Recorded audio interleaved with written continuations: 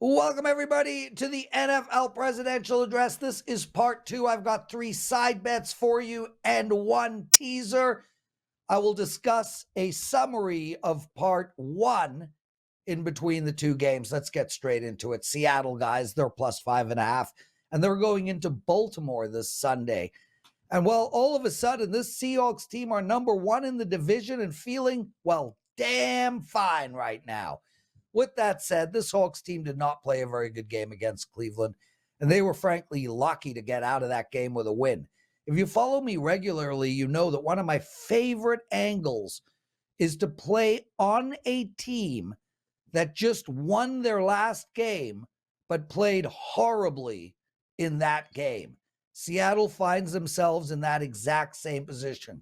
Here we have a 5-2 football team getting more than a field goal, and we're going to take that bet. Now, I know Baltimore is a good team, a really good team, but this is just too many points, especially because Seattle can score.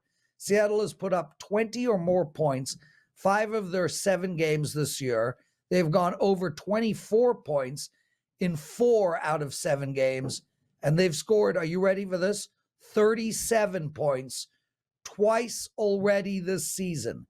Now, I want to bet on teams that can score when they are getting more than a field goal.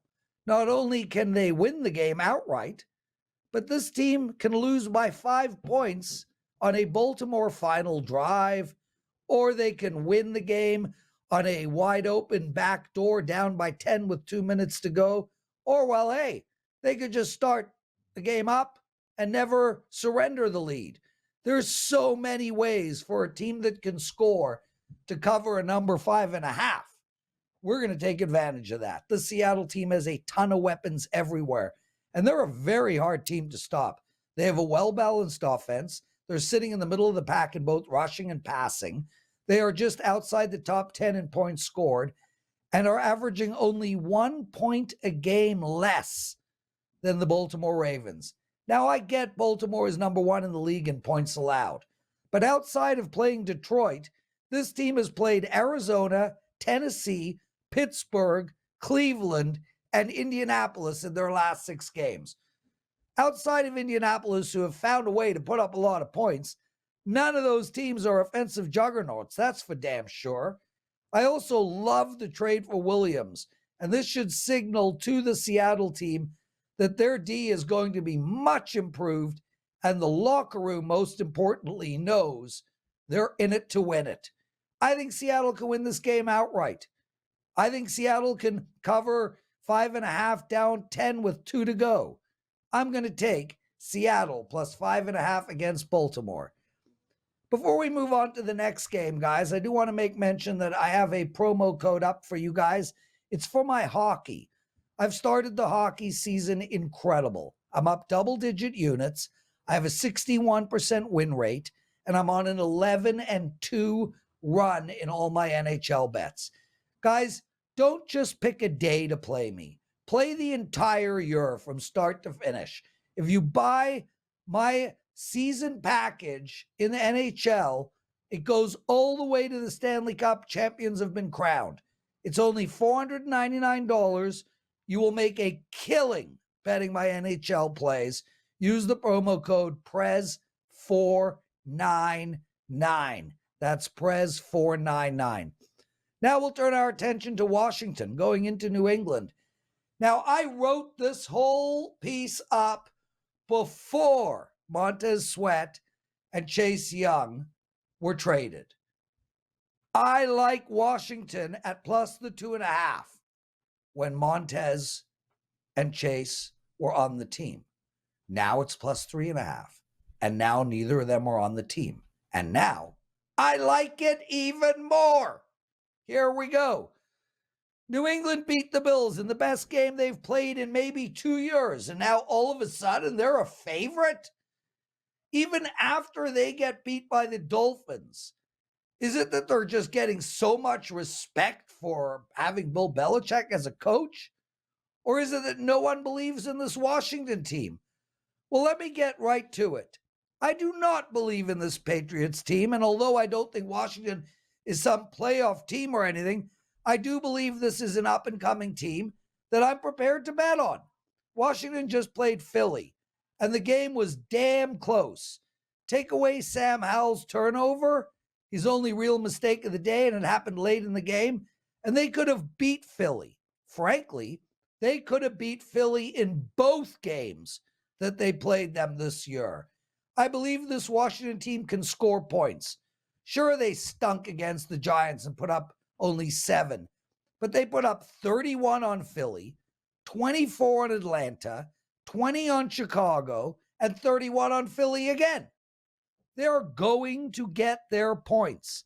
And it's not like they're playing some amazing Patriots defense.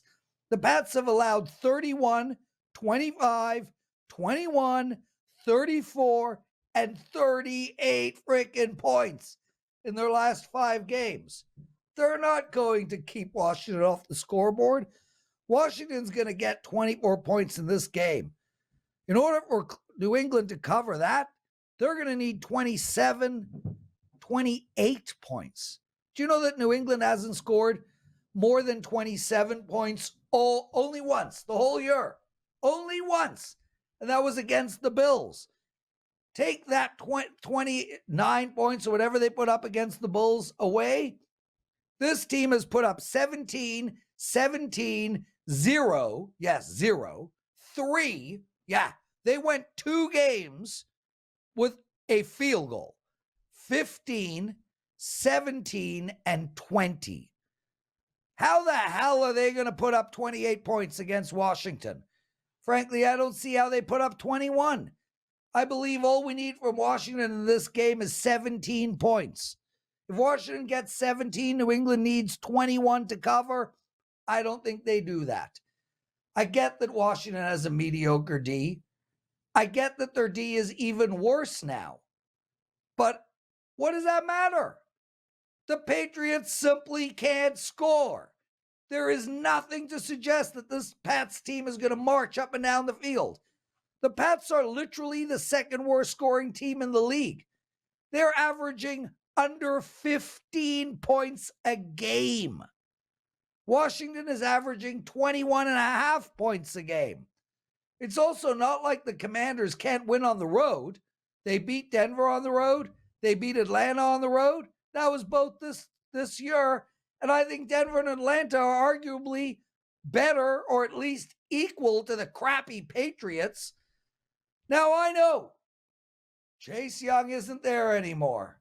Montez Sweat isn't there anymore. Well, you know how much Chase Young and Montez Sweat affects the Washington offense? 0. They have no effect on the Washington offense.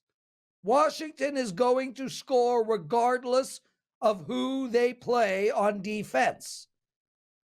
So I don't actually think it matters. In the long run, Washington will be worse off for losing those 2 players. But for week 9 in the NFL, playing against a Patriots team who can barely score 2 touchdowns in a game, I just don't understand how New England is favored here. Take Washington plus 3.5 against New England. Now, before we get into our third side bet, I do want to make mention, in part 1, we are going to discuss in great detail the Tennessee-Pittsburgh game, the Rams-Green Bay game, the Tampa Bay-Houston game, and the Chicago-New Orleans game. Now, I gave out totals in every one of those games. And to give you a summary, so you don't even have to listen to part 1, you can know exactly how I bet all 4 of those games. When in doubt, bet the under. This is a brand new shirt that I just bought on a website called Wager Merch.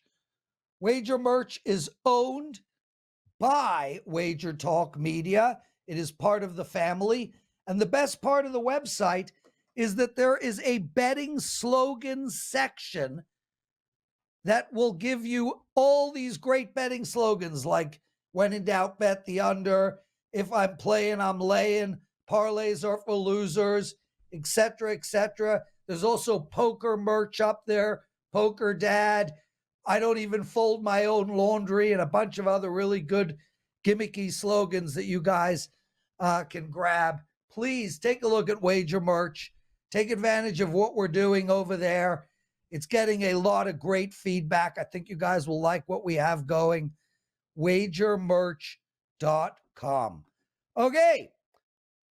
So I gave out the under in the Rams and the Green Bay game on part 1, and I stick by that under. However, I also like a side in that game. I like the Rams at +3.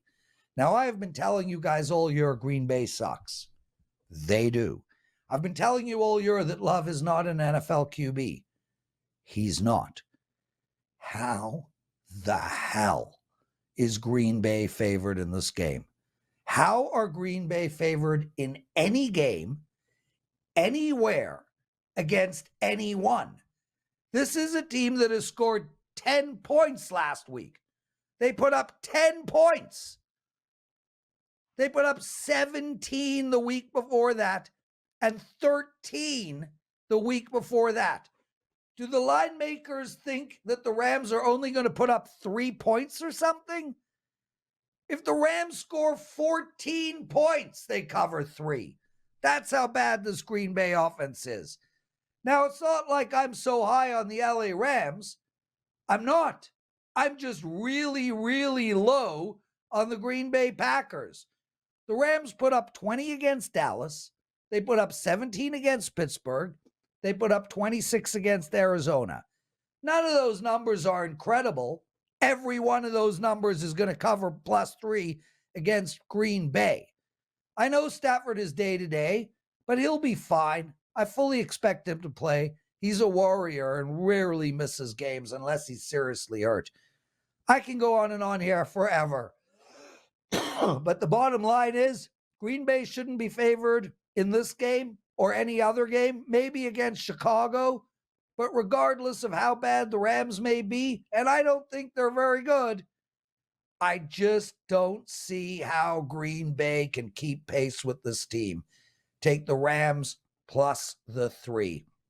Guys, I have a teaser bet for you all. It's a 2-team 6-point teaser. Tennessee +8.5, 9. New Orleans -1.5. So tease both Tennessee up, tease New Orleans down. That's a 2-team 6-point teaser. I am 60% in teasers over the last 2 years. That's a great bet and one that I will make. That's the end of the show. Please take advantage of that promo code Prez499. Also, I have a 5% play up in the NFL for Sunday. I won my 5% play last week. I went 11-5 for my clients last week. I am rocking and freaking rolling right now. Literally taping this show on Wednesday, I'm on a 32-11 all sports run. Grab that NFL 5% play. Grab my NHL package to the end of the year. Thank you so much for watching this show. And remember, when in doubt, bet the under.